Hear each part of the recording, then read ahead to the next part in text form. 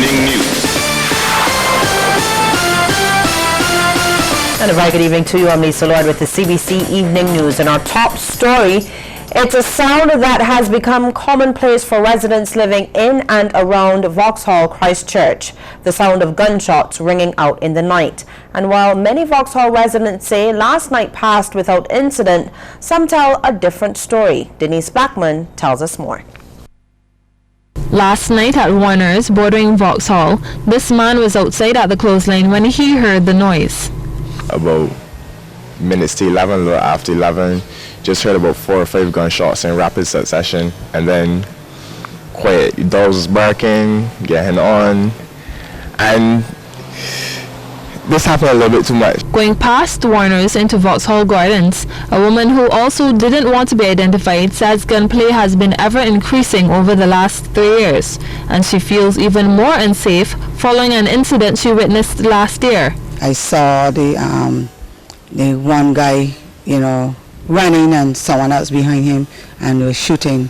And with that, we made for cover because we weren't sure what else would have happened. The resident says shooting has become so frequent she doesn't even bother to call the police anymore. She is convinced the perpetrators enter Vauxhall Gardens through a connecting track from Vauxhall and believes it threatens the peace within the district. Once before you can say you will be outside at late hours and be comfortable, but now you're not sure. You're at home and you're still not sure if you're safe in your own homes, and that's what's happening now.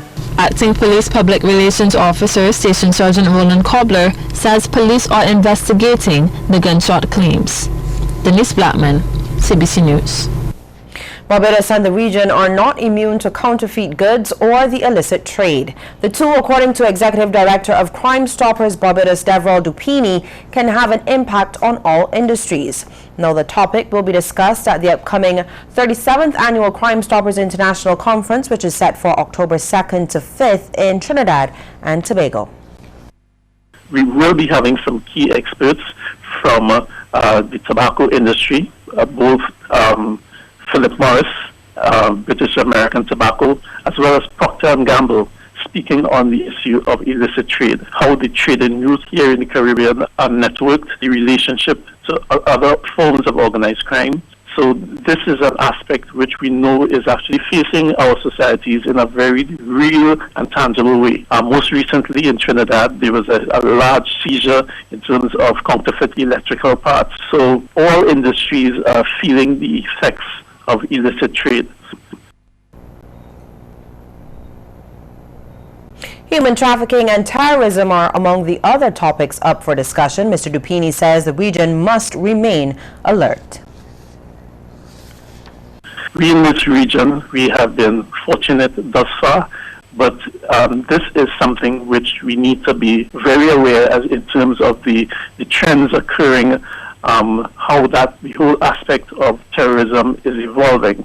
And we'll be having some key experts speak on this topic. In particular, we have David Alamos coming from the United Nations Office on Drugs and Crime. He's based in Colombia, and he is one of their terrorism prevention experts. So he will be delivering a key presentation as it relates to that particular topic. Barbadians will know later this month if there will be another sea egg season this year. That's because the recommendation is expected to be in the hands of Agriculture Minister Dr. David Eswick before the end of this month for a decision. Fisheries officials have confirmed that they will be forwarding the correspondence to Dr. Eswick, who will decide if there will be another season or if this year will be a closed one. Now, last year, over 200 Barbadians registered to harvest sea eggs during the season, which ran from October 1st to November 1st. That season was the first for 10 years for the island to enjoy the delicacy. Fisheries officials say from last month until the first week of September, divers have been to the various landing sites surveying the waters to ascertain if there are enough available sea eggs for a season this year. They say the data has been collected and the recommendation is being made to be sent to Minister Eswick. Well, the West Indian Day Parade on Eastern Parkway is over, but Labor Day celebrations continue. Artisha Hines is in New York following the festivities. to the end of Labor Day celebrations. We're at the end of the Parkway, but it's been a long day of celebration. And of course, there's a lot for Caribbean people to be grateful for. It all got started this morning with a breakfast for the VIPs. We saw politics, a whole lot of entertainment and culture, but great fun, all in the spirit of who we are as Caribbean people. Consul General of Barbados to New York, Dr. Donna Hunt Cox, was one of the featured speakers at the event to open the Day of Revelry. This is my third participation in the West Indian American Day Carnival Association's parade as Consul General of Barbados. The first year I actually walked down the Parkway.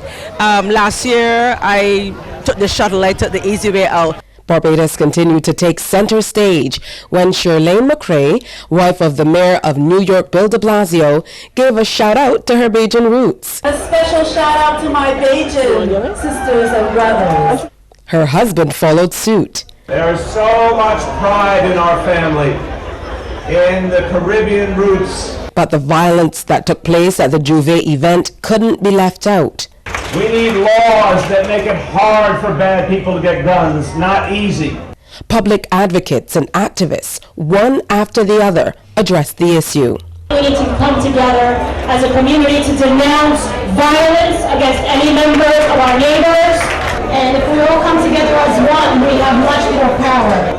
The great history of this parade should not in any way be disregarded and disrespected with violence.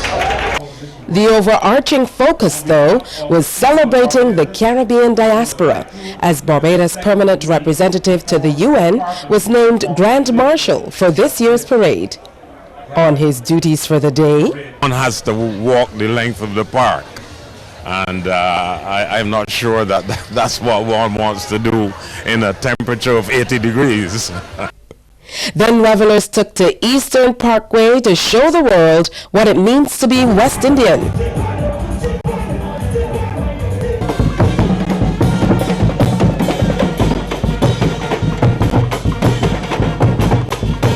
Caribbean culture and cuisine were only rivaled by politics on the Parkway.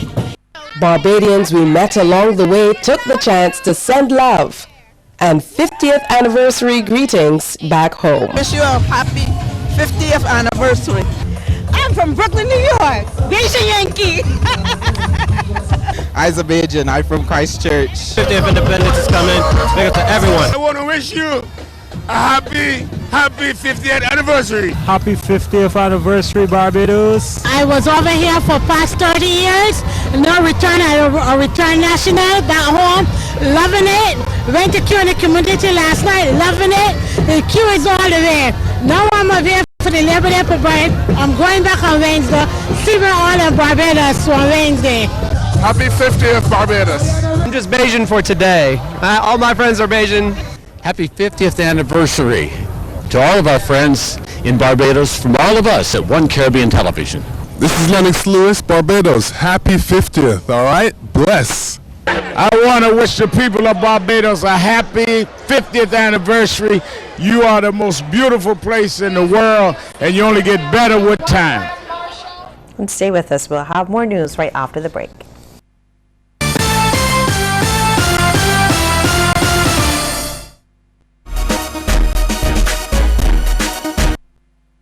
Don't let your data experience slow you down. Step up to Digicel, Barbados' fastest 4G network, more than twice as fast as the slow network. Get more with Digicel.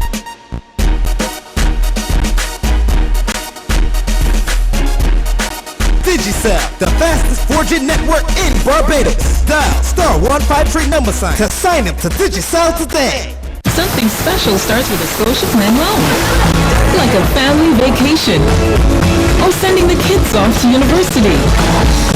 Or trading in your old wheels for new ones. A Scotia Plan loan from Scotiabank is the ideal plan for anything you want to make happen. Choose the amount you need and the repayment terms that suit you best. Apply before September 15th at your nearest branch for special loan rates. Something special starts with a Scotia Plan loan. Conditions apply. Peoples, we store just got even better. Come on in. Come down to the new renovated People's Market in Tudor Bridge with bigger aisles and even more in store. All your general grocery needs. A whole new fruits and vegetable section. Beer, wine and liquor. A wide selection of meat and fish. And everything for your outdoor chilling and barbecue grilling. But most of all, everything at low prices. Right, Miss Evans? That's right, Ma. And now we have the People's Mall too. People, come on down to the People's Market in Tudor Bridge. Winning a fabulous Miami shopping spree is in the cards. Use any Scotiabank credit card for all your everyday shopping, dining out, and more. You'll earn chances to win a trip for two to Miami, including round-trip airfare and $1,000 in cash. The more you use your card, the more chances to win. So pay with any Scotiabank credit card today. Need a card? Apply now to get a welcome bonus, plus more chances to win. Contest ends September 30th. Conditions apply. This season on Cbc TV, The People's Business, Sundays at 8:05 p.m. Made possible by our partners, Solar Dynamics, the most efficient solar hot water system. Winning a fabulous Miami shopping spree is in the cards. Use any Scotiabank credit card for all your everyday shopping, dining out, and more. You'll earn chances to win a trip for two to Miami, including round-trip airfare and $1,000 in cash. The more you use your card, the more chances to win. So pay with any Scotiabank credit card today. Need a card? Apply now to get a welcome bonus, plus more chances to win. Contest ends September 30th. Conditions apply.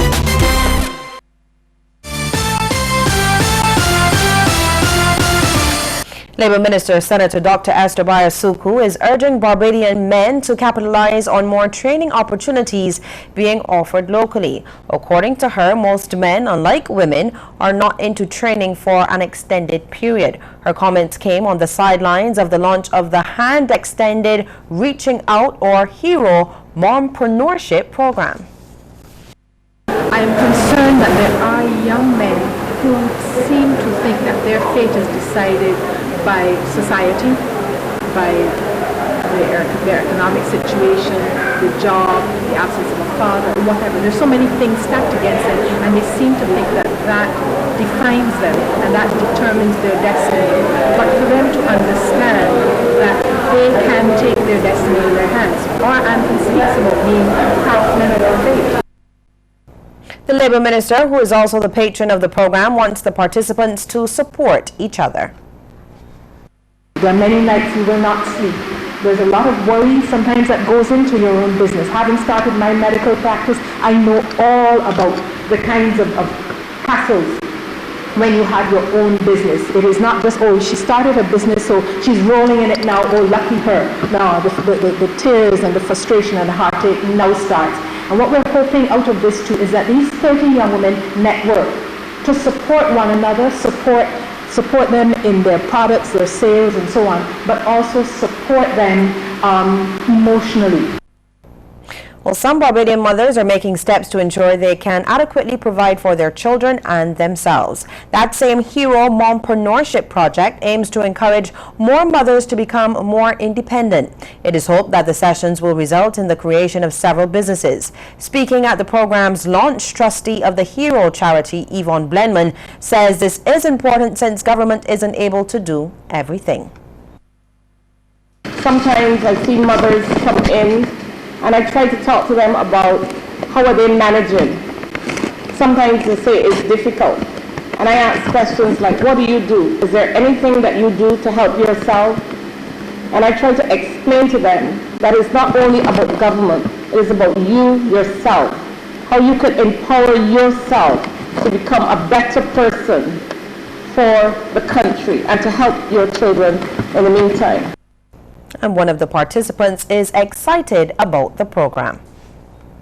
I'm very thankful for the program because it's going to help me establish my business a little further and help me also, help out other people as well.